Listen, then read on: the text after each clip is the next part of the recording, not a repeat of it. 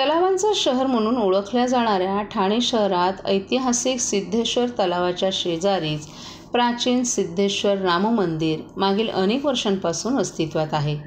आज रामनवमी निमित्त सिद्धेश्वर राम मंदिरात राम जन्मोत्सव मोठ्या थाटामाटात साजरा करण्यात आला होता। रामनवमी निमित्त मंदिर विविध फुलांनी आकर्षक सजवण्यात आलं होतं। दरम्यान कीर्तनाच्या माध्यमातून प्रबोधनासोबतच प्रभू श्रीरामाचा पाळणा झुलवत यावेळी रामनवमी उत्साहात साजरी करण्यात आली। रामनवमीनिमित्त मंदिरात आज विविध धार्मिक उपक्रमांचंही आयोजन करण्यात आलं होतं। दर्शनासाठी भाविकांनी एकच गर्दी केली होती।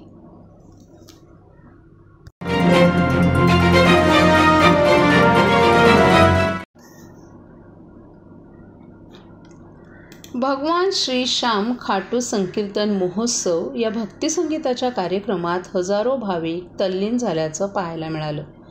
ठाणे पूर्व कोपरेतील श्री अंबे मातेच्या नवरात्र उत्सवाच्या अष्टमीला श्री श्याम खाटू दरबाराचा जागर करण्यात आला।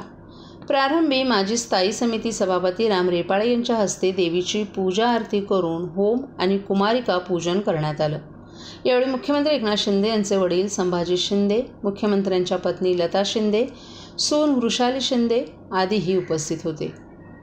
तर माजी महापौर नरेश मस्के, माजी खासदार आनंद परांजपे, माजी नगरसेवक प्रकाश शिंदे, राजस्थान प्रगती मंडळाचे राकेश मोदी, हनुमंत जगदाळे, मालती पाटील, जयप्रकाश कोटवानी, मनीषा कोंडुस्कर आदींसह विविध क्षेत्रातील मान्यवरांनीही उपस्थित राहून देवीचं दर्शन घेतलं।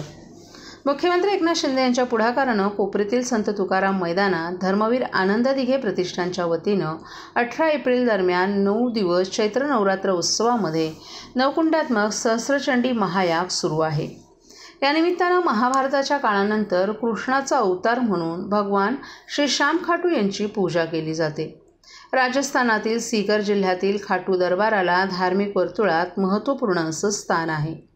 भगवान श्री श्याम खाटू यांचा जागर करण्यासाठी अष्टमीला राजस्थान प्रगती मंडळाच्या वतीनं साकेत बरोलिया आणि यश बियाला यांचा श्री श्याम संकीर्तन कार्यक्रम आयोजित करण्यात आला होता। या सोहळ्याला भाविकांचा उत्स्फूर्त प्रतिसाद लाभला। यावेळी गायकांनी अनेक प्रसिद्ध भजने गात भगवान खाटूंचं स्मरण केलं। या भजनांमध्ये शेकडो भाविक तल्लीन झाले होते। खाटू भगवान बरोबरच प्रभू श्रीराम, श्रीकृष्ण आणि श्री हनुमानाची श्रुश्राव्य भजनं सादर करण्यात आली। या भजनांच्या ठेक्यात भाविकांनी नृत्य करत खाटू महाराजांचा जय जयकार केला। माता शेरावाली, खाटूवाला, नीले घोडेवाला, चलो बुलावा आया है आदी भजनांबरोबरच भारत का बच्चा बच्चा, जय श्रीराम बोलेगा या गीताचाही भाविकांनी आनंद लुटला। दरम्यान देवीची नयनरम्य विलोभनीय मूर्ती पाहण्यासाठी आणि देवीच्या दर्शनासाठी मोठ्या संख्येनं भाविकांची या ठिकाणी रीघ लागली होती। या ठिकाणी दररोज सकाळी अल्पोपहार तसंच दुपारी आणि रात्री महाभंडाऱ्याची मोफत अन्नछत्र सुविधा आयोजकांच्या वतीनं करण्यात आली आहे।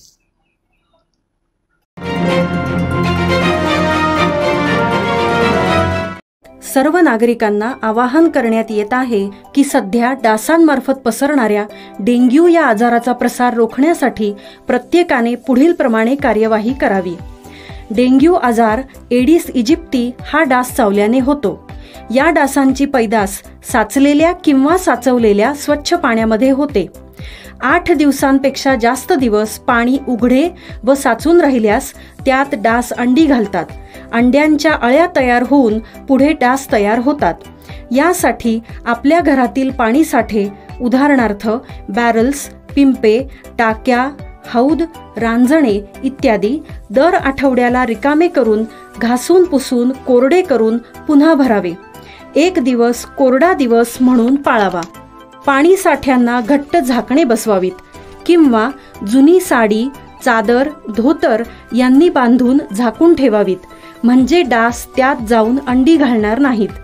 घराच्या गच्चीवर, आजूबाजूला, अंगणात कोठेही पाणी साचू देऊ नये।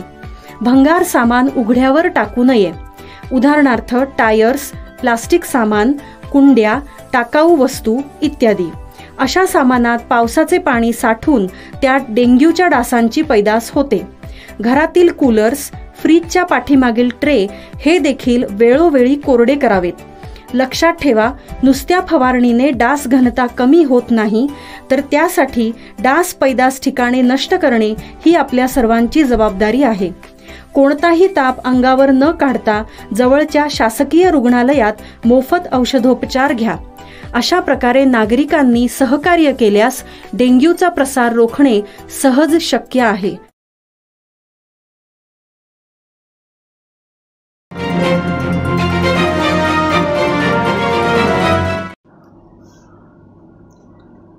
आनंद चॅरिटेबल ट्रस्टच्या वतीने आयोजित चैत्र नवरात्र उत्सवात उद्धव ठाकरे यांच्या पत्नी रश्मी ठाकरे यांनी काल भेट देत माता दुर्गेश्वरीचं दर्शन घेतलं. यावेळी त्यांनी मनोभावे देवीची पूजा करून महाआरती देखील केली. त्यांच्या उपस्थितीने जांभळी नाक्यावरील छत्रपती शिवाजी महाराज मैदानात एक वेगळाच उत्साह निर्माण झाला होता. यावेळी जय भवानी जय शिवाजीच्या जयघोषानं मैदान दणाणून गेलं. सौ ठाकरे यांनी या देवीला प्रार्थना करताना महाराष्ट्रातील जनतेला सुख, समृद्धी, स्थैर्य आणि आनंद लाभू दे असं साकडं घातलं. त्यांच्या स्वागतासाठी शिवसेना महिला आघाडीच्या रणरागिणींनी तुफान गर्दी केली होती. शिवसेना नेते खासदार राजन विचारे, जिल्हाप्रमुख केदार दिघे यांच्यासह अनेक जण या उत्सवाला उपस्थित होते. या उत्सवानं न केवळ आध्यात्मिक भावनांना स्पर्श केला, तर सामाजिक एकात्मतेचाही अनुभव दिला.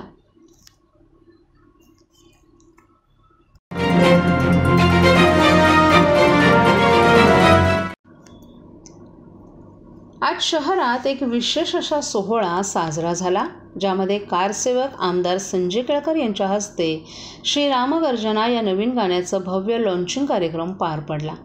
या गाण्याची निर्मिती महेश कदम यांच्या सहकार्यानं झाली असून संगीत आणि गीत प्रकाश बोर्डे यांनी तयार केली आहेत. या कार्यक्रमात संगीतप्रेमीही मोठ्या संख्येनं उपस्थित होते. हे गाणं श्रीरामाच्या अद्वितीय वीरतेची गाथा सांगते आणि यामध्ये आपल्या संस्कृतीचा अभिमान व्यक्त होत असल्याचं आमदार संजय केळकर यांनी सांगितलं. संगीतकार प्रकाश बोर्डे यांनी, आपण या प्रकल्पावर काम करत असताना खूप उत्साहित होतो आणि आपल्याला आशा आहे की हे गाणं प्रत्येकाच्या हृदयात स्थान मिळवेल असं सांगितलं. तर महेश कदम यांनी या गाण्याच्या निर्मितीच्या विविध आव्हानांवर प्रकाश टाकला आणि या यशस्वी लॉन्चिंगसाठी त्यांच्या सहकाऱ्यांचे त्यांनी आभार मानले.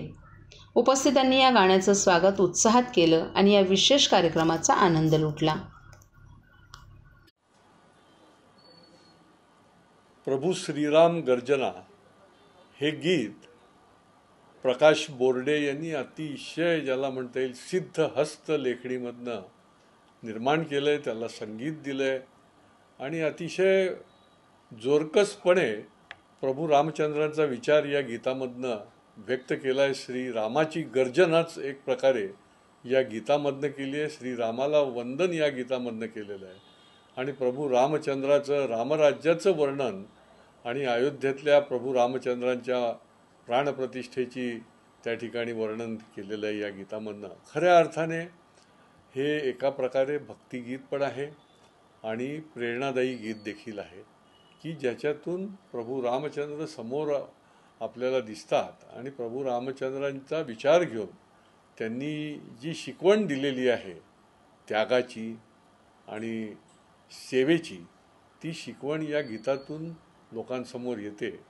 मी या निमित्ताने प्रकाश बोर्डेंचं पण अभिनंदन करीन आणि आमचे सहकारी स्वामी समर्थांचे भक्त महेश कदम यांचा देखील त्याच्यामध्ये एक ललकारी आहे आणि त्यांनी देखील या गीताच्या निर्मितीमध्ये चांगल्या पद्धतीने सहभाग घेतलेला आहे. तर त्यांचंही मी अभिनंदन करेन की हे गीत जे आहे ते जागोजागी प्रत्येक मंदिराच्या ठिकाणी, प्रत्येक यात्रेमध्ये आणि मिरवणुकांमध्ये निश्चितपणे वाजेल आणि गाजेल, अशा प्रकारचा मला विश्वास वाटतो. जय श्रीराम.